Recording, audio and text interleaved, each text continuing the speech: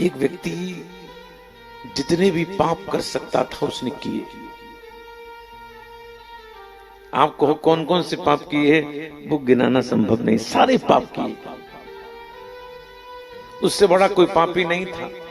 शराबी वो था, जुआरी वो था, गवाही वो था, सब काम वो करता था।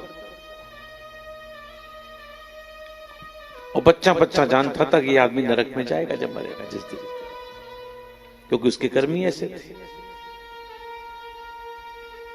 एक दिन वो शाम का समय था, अपने घर की ओर जा रहा था। उसने क्या देखा, एक गाय माता पड़ी हुई है पेड़ के नीचे। पता नहीं उसके मन में क्या आया, देखने चला गया तो उसके घाव हो गया था और घावों में कीड़े पड़े हुए थे। कीड़े, वैसे तो उसको गौ माता से कोई मतलब नहीं था, पता नहीं उसके मन में एक ऐसी बात आई कि चलो ये कष्ट पा रही है, बदबू भी आ रही है, कुछ करना चाहिए। तो बैठकर उसने अपनी उंगली से सारे कीड़े बाहर निकाले। कीड़े बाहर निकालकर दवाई मल्लम लगाई और ऐसा कई दिन किया। कई दिन करने के बाद गाय एकदम से खड़ी हो गई, गाय ठीक हो गई और गाय ठीक होकर चली गई। ये घटना घटी, समय बीता, व्यक्ति मरा। मरने के बाद यमराज के पास पहुंचा। यमदूत ने कहा मारा ये पापी है, इसने इतने पाप किए हैं। यमराज ने कहा इसने कोई तो पुण्य किया होगा।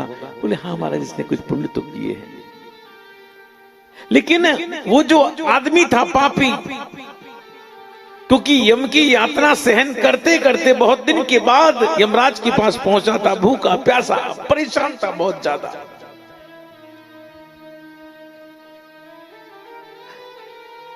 यमराज ने कहा इसने कुछ तो किया होगा। हुजूर इसने कोई काम नहीं किया।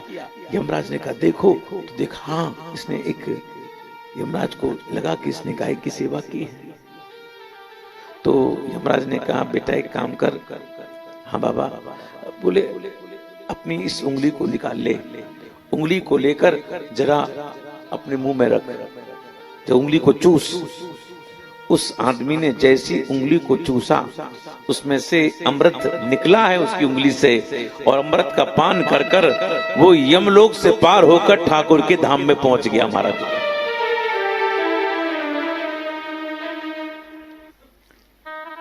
ये संभव कब हुआ? जब अनजाने में हमने गौ सेवा कर ली, अनजाने।